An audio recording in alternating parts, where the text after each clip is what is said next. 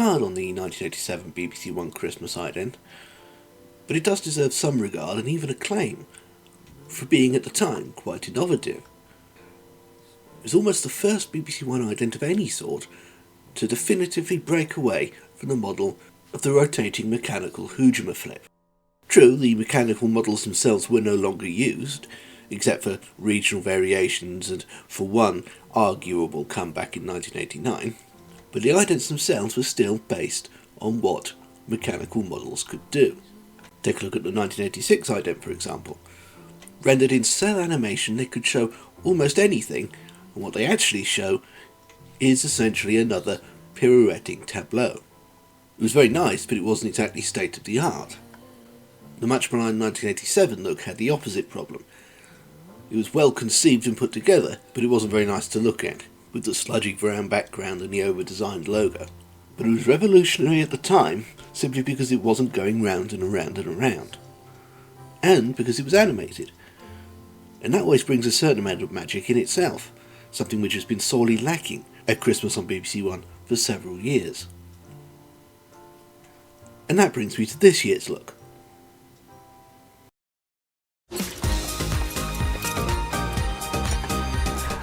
Doesn't it just warm the cockles of your heart on this cold Saturday night? Now, let's be honest, most of us were expecting something much worse.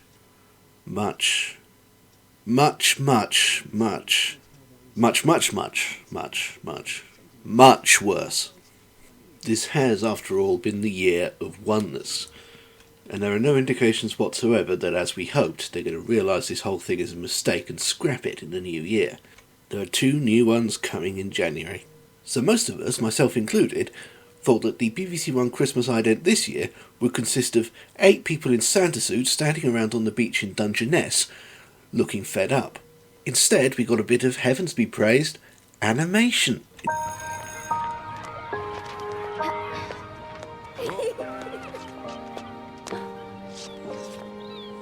In the form of a short film about a sad girl and her single father. The mother is nowhere to be seen, presumably Disney co-produced this. And a Christmas talent show pageant thing, whatever. It's a tale as old as Teabags, but it's well told. In stop motion with CGI faces, and with some quite brilliant editing and direction.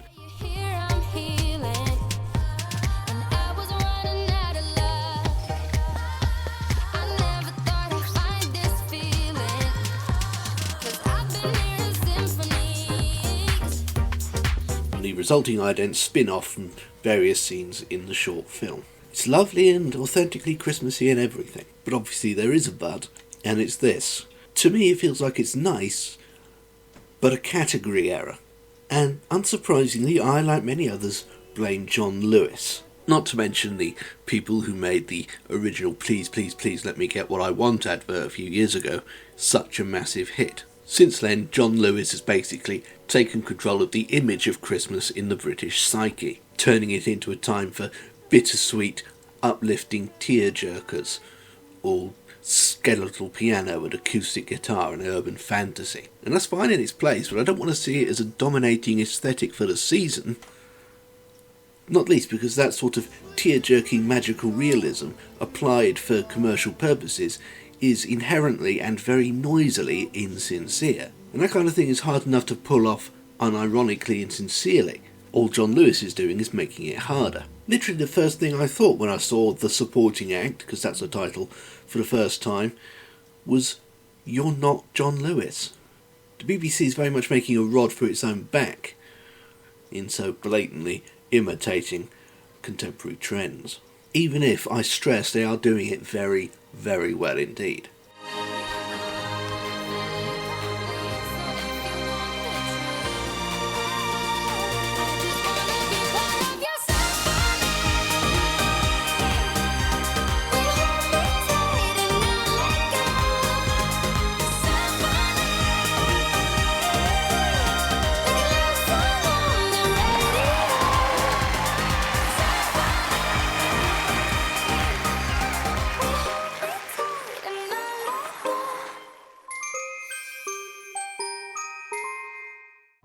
And then the resultant idents just don't feel like idents, in the same way that the rest of the Oneness campaign doesn't feel like a set of idents. It's just human activity with a logo on top of it.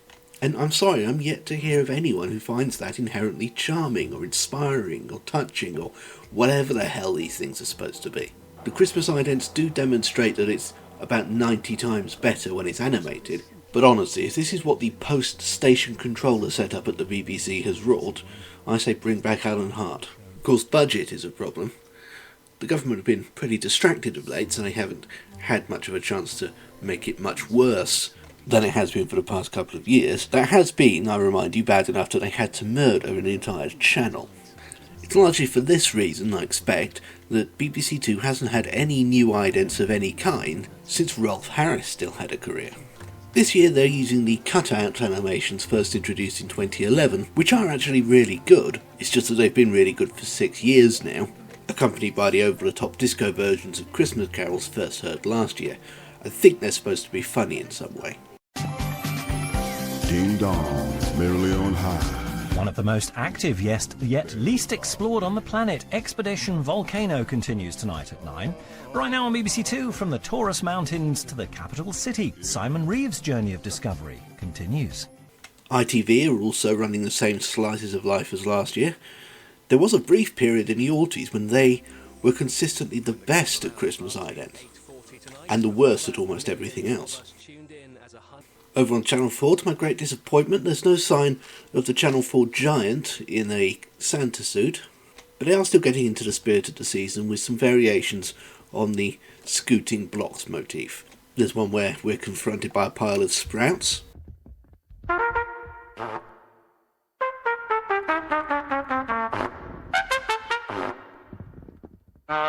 Why, yes, it is a fart gag. And there's another variation of the blocks as fairy lights.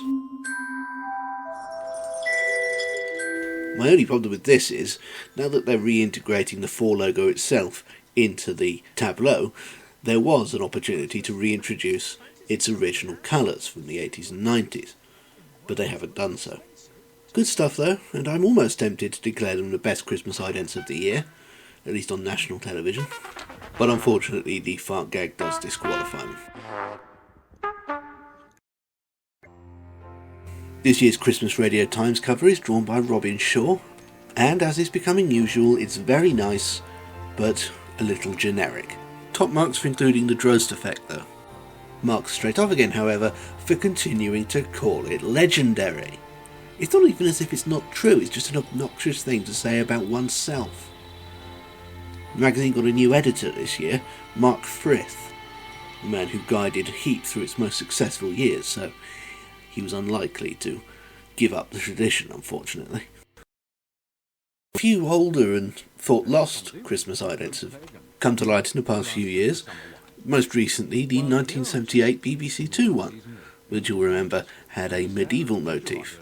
As we all suspected, the ident depicted spinning trumpeters with the Two logo. Now we can see what colour their flags were. This one recently turned up in the archives of Bob Monkhouse, of all people.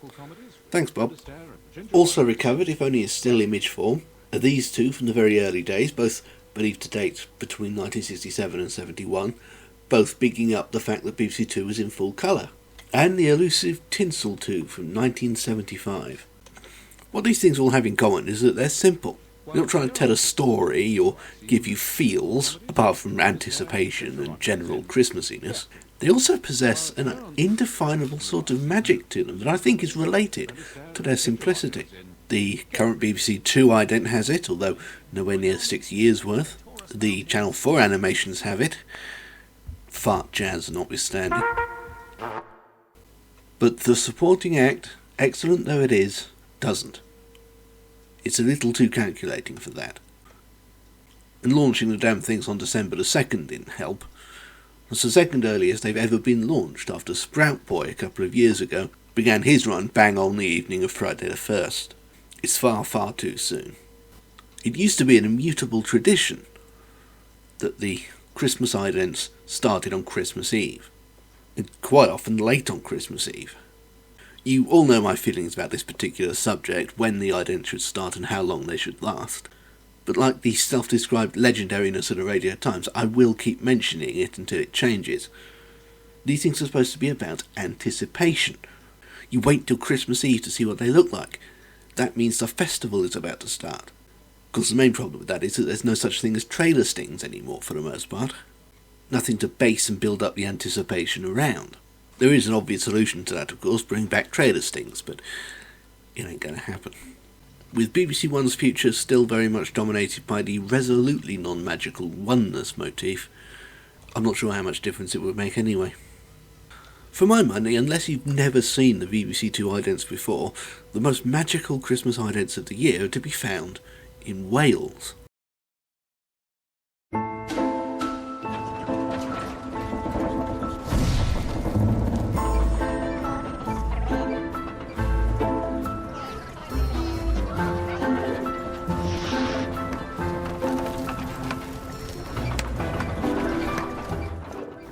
That's how Christmas idents are meant to be. If it was a bit less brown, it would be perfect. BBC, please pay attention.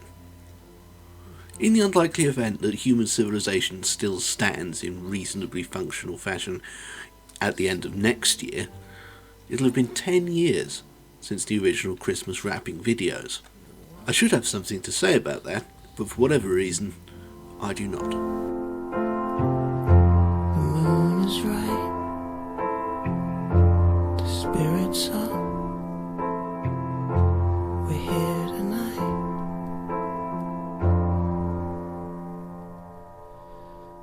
and that's enough.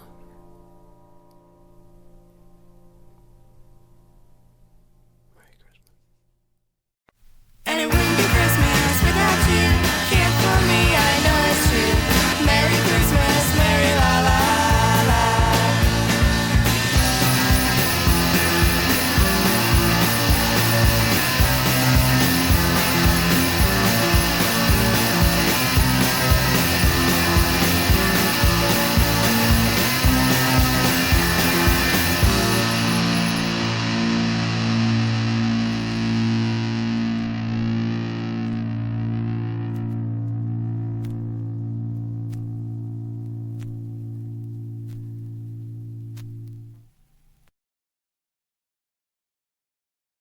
Though, and I'm almost tempted to declare them the best Christmas idents of the year, or at least on national television.